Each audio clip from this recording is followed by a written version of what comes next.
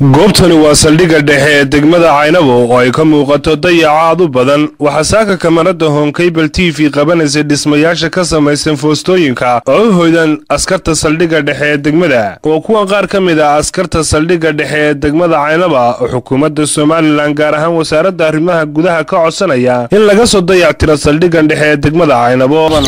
ka qalaa roobka ee dhaxanta oo dhaxayna gudshi aan ka shaqeynaa aan ka codsanaa dawladda Soomaaliland madaxweynaha ka yimid Silaayo inuu saldhigga noo dhisay sida degdegta ugu degdega badan أنا waxaan askari kamida saldhigga Caynabo muddo dheerna ku noolaa marka saldhiggu muddadii uu dalku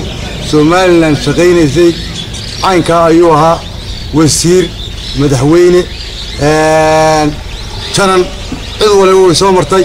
mid waliba wuxuu lahaa waxbaan ka qabanaya xusbigu loo dhiibayay haddana waxaan ku sidiisii dhanka kale xildhibaan Maxamed Abyan iyo Xamse Xasan ayaa iyaguna sheegay in muddo 12 sano saldhiggan uu dayac ka muuqday xukuumadihii talada dalka isaga dambeeyeen ay midba ugu ballan qaadaysay inay dhisayso xukuumadda hay'adaha madaxa bannaan sida UNDP oo kale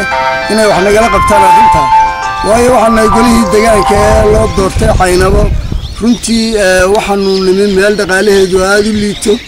oo waxaanu la wareegnay deyn 22 milyan iyo shaqaalihii oo leh mushaharkii magacayga yahay aniga magacaygu Xamse Xasan Xaajali kana mid ah baabiyeesha ku nool degmada Caynabo waxaan madaxweynaha Jamhuuriyadda Soomaaliland aan ka codsanaynaa in loo dhiso saldhiggii degmada Caynabo si kastaba saldhiggan dhexe degmada Caynabo oo isugu jiraan qaybta booliska iyo saldhiggu ayaa muddo 12 sano dayacan oo aad uga muuqday Maxamed Bashiir Nuur Greek Home Cable TV Caynabo.